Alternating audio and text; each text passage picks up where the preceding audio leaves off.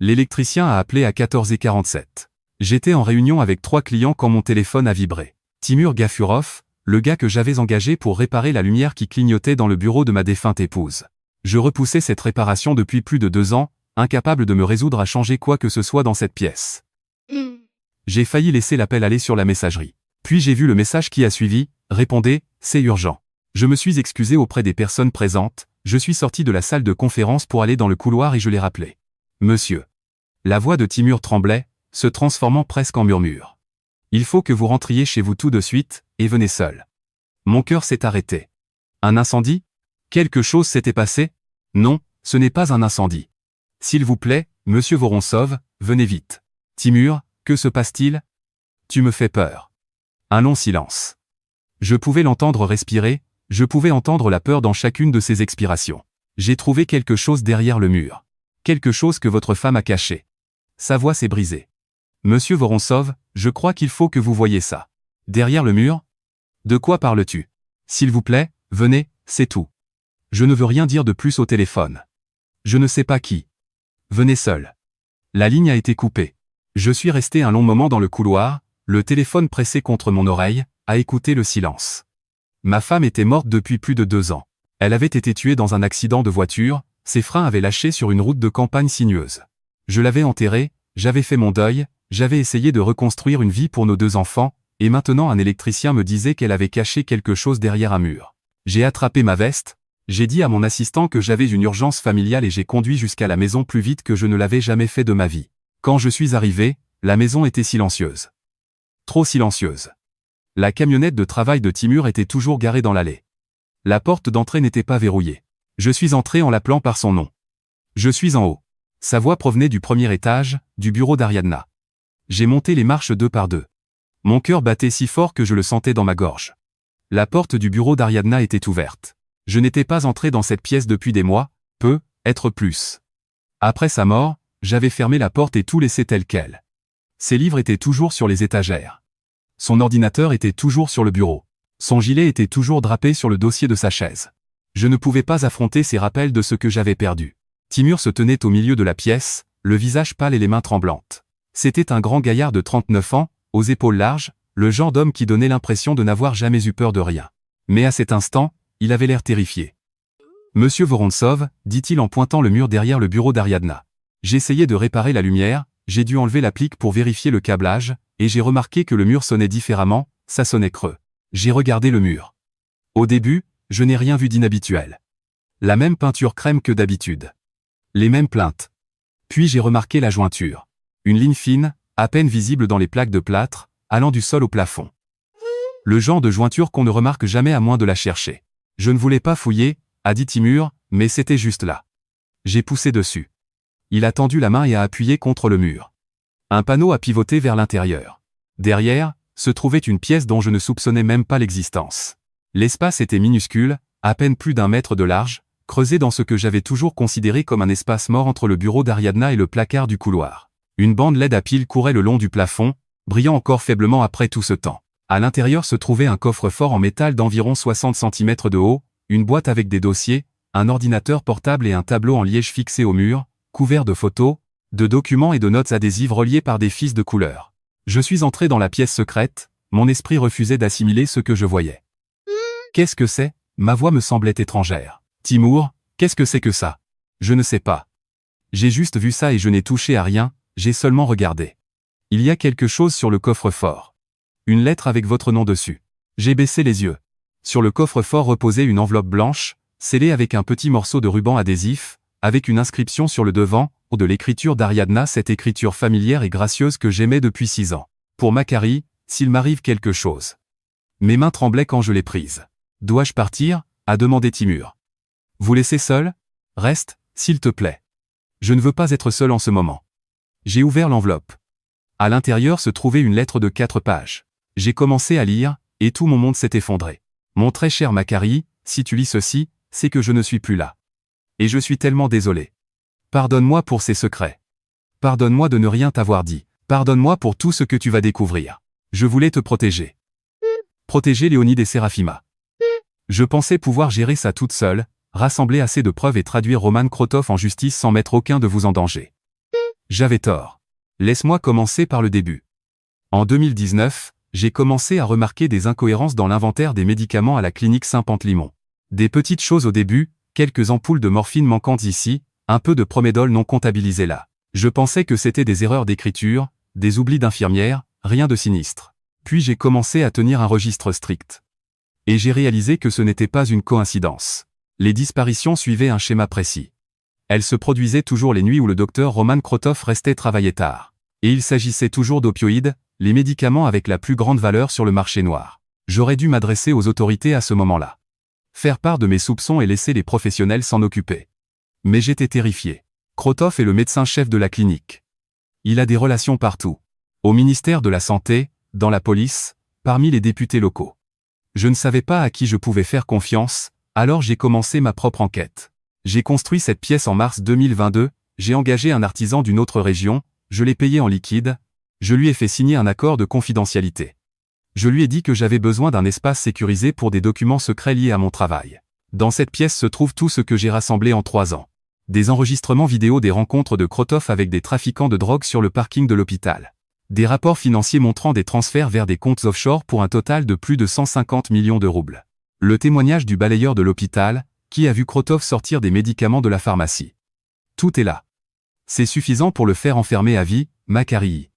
J'en suis sûr. Mais tu dois savoir autre chose. Krotov a tout découvert. Je ne sais pas comment. Peut-être a-t-il remarqué que je l'observais. Peut-être que quelqu'un l'a informé. Mais en janvier 2022, il est venu dans mon bureau et a dit qu'il savait ce que je faisais. Il a juste prononcé « Les accidents arrivent, Ariadna, surtout aux personnes qui posent trop de questions. Tu as une famille magnifique. Ce serait vraiment dommage qu'il leur arrive quelque chose. J'aurais dû m'arrêter. J'aurais dû abandonner.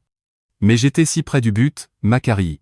Alors j'ai continué, j'ai construit cette pièce et j'ai écrit cette lettre, parce que si je suis morte, Makariy, ce n'était pas un accident. C'est Roman Krotov qui m'a tué, et tout ce dont tu as besoin pour le prouver se trouve dans cette pièce. Le code du coffre-fort est l'anniversaire de notre mariage, le 14 septembre 2006. À l'intérieur se trouvent des clés USB avec toutes les vidéos que j'ai enregistrées. Dans la boîte de dossier se trouvent tous les documents, les rapports financiers, les plannings, les photos. Sur l'ordinateur portable, il y a des copies de sauvegarde de tout, plus mes notes et mon analyse. Apporte tout ça au FSB. Surtout pas à la police locale. Krotov a des amis là, bas, à la direction du FSB de Saint-Pétersbourg. Demande une enquêtrice du nom d'Inga Volkova. C'est une vieille amie de l'université. Elle saura quoi faire. S'il te plaît, mon amour, obtiens justice pour moi. Pour tous les patients qui ont souffert de la cupidité de Krotov. Et ensuite, vis pleinement. Sois à nouveau heureux. Retrouve l'amour. Nos enfants ont besoin d'un père qui ne soit pas consumé par le chagrin. Tu as été la meilleure chose qui me soit jamais arrivée. Dis à Léonide que je suis fier de l'homme qu'il devient. Dis à Sérafima que sa mère pense qu'elle est la fille la plus courageuse et la plus gentille du monde. Je vous aime, tous les 3, pour toujours. Ta femme, Ariadna. Je ne sais pas combien de temps je suis resté là. Des minutes, peut-être des heures. Le temps n'avait plus de sens. Ma femme avait été assassinée. L'accident de voiture dans lequel elle avait péri, la défaillance des freins que la police avait mise sur le compte d'un problème mécanique, n'était pas du tout un accident. Un homme nommé Roman Krotov avait saboté ses freins parce qu'elle en savait trop. Elle enquêtait sur lui depuis 3 ans, et quand il l'a découvert, il l'a tué. Et elle le savait. Elle avait passé les derniers mois de sa vie à préparer son propre meurtre. Monsieur Vorontsov, la voix de Timur me parvint de quelque part au loin. Est-ce que ça va? Ça n'allait pas. Et ça n'irait plus jamais. Mais j'avais du travail à faire. Timur, dis-je lentement. J'ai besoin que tu fasses quelque chose pour moi. Tout ce que vous voudrez. J'ai besoin que tu oublies que tu as un jour mis les pieds ici. Tu peux faire ça? Il a hésité. J'ai levé la lettre. Il est écrit ici que ma femme a été assassinée par un homme très puissant et très dangereux. S'il découvre l'existence de cette pièce, s'il découvre que tu l'as vue. Je n'ai pas eu besoin de terminer ma phrase. Je n'ai jamais été là, a-t-il dit. Je suis venu réparer une ampoule. Le câblage était défectueux. Je reviendrai la semaine prochaine pour terminer le travail. Merci. Il a hoché la tête, rassemblé ses outils et est parti sans ajouter un mot. Je suis resté seul dans le bureau de ma femme morte, tenant une lettre d'outre-tombe, entourée des preuves d'un crime qui avait brisé ma famille. Et j'ai pris une décision. J'allais détruire l'homme qui l'avait tué. Laissez-moi vous parler d'Ariadna. Nous nous sommes rencontrés en 2004 dans un café près de l'Université d'État de Saint-Pétersbourg. J'avais 26 ans, je commençais tout juste ma carrière dans le conseil financier. Elle avait 24 ans et étudiait dans une école d'infirmière. Ariadna était tout ce que je n'étais pas. Chaleureuse là où j'étais réservé, spontanée là où je planifiais tout. Elle avait un rire qui pouvait remplir toute une pièce. Elle est devenue infirmière en pédiatrie parce qu'elle ne s'imaginait pas faire autre chose. La voir devenir mère, c'était comme regarder quelqu'un endosser le rôle pour lequel il était né. Elle était le centre de notre famille, le soleil autour duquel nous gravissions tous. En 2015, elle a trouvé un emploi à la clinique Saint-Pantaleimon. C'était le poste de ses rêves. J'ignorais que ce même hôpital finirait par la tuer. Le matin du 15 juin 2022 a commencé comme n'importe quel autre matin.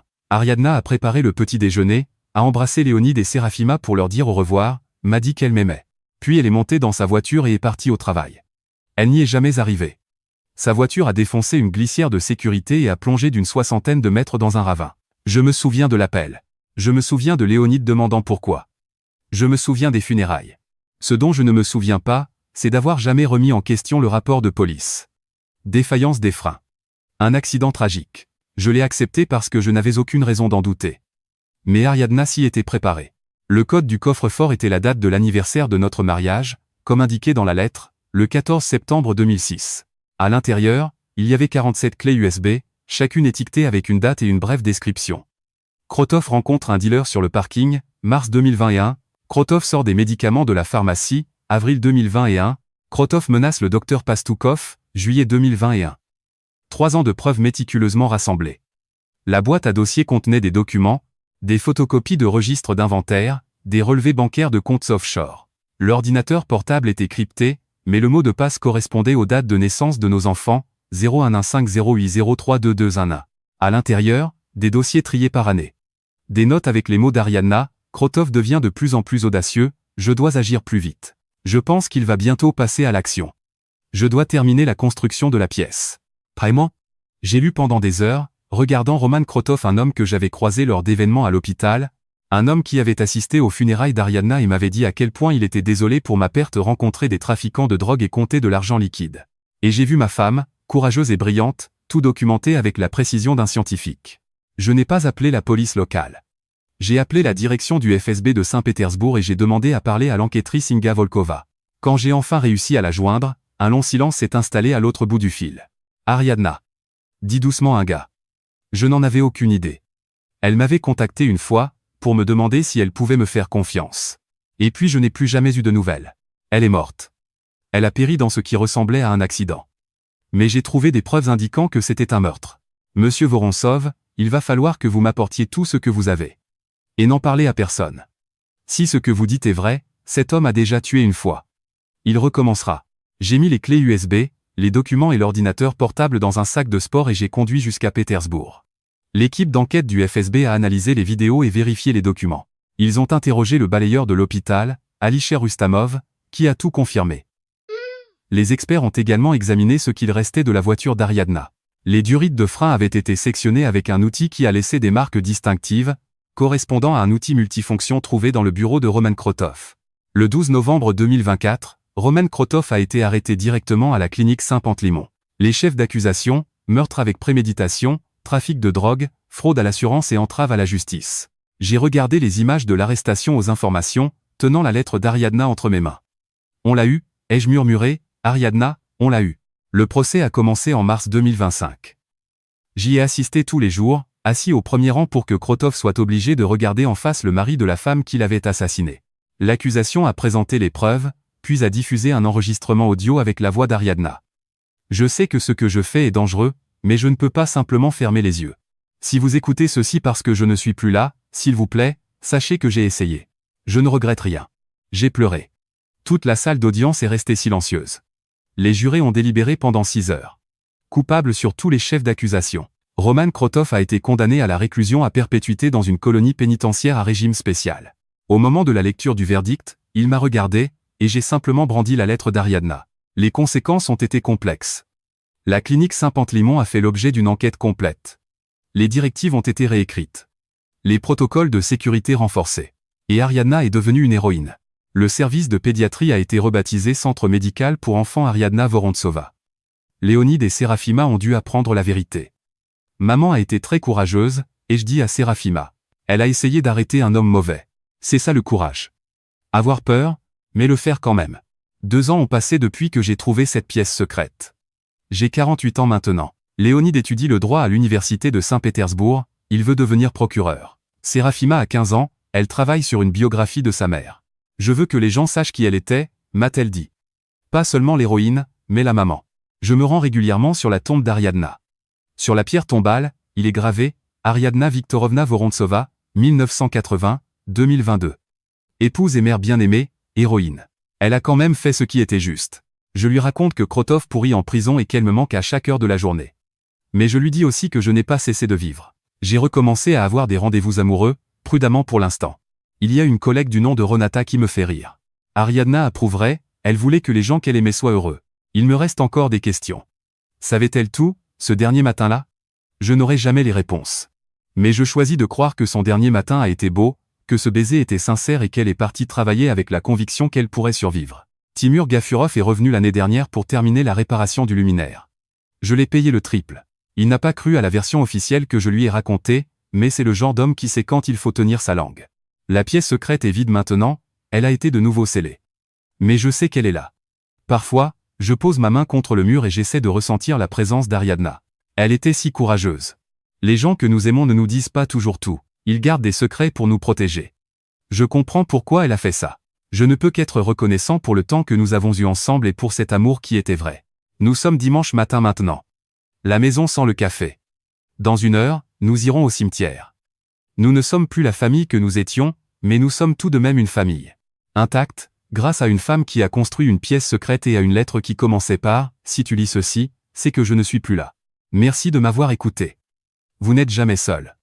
Et les gens qui vous aiment veulent être à vos côtés. » La lumière dans le bureau d'Ariadna ne clignote plus. Parfois, j'imagine que ce clignotement était sa façon de dire « Regarde de plus près.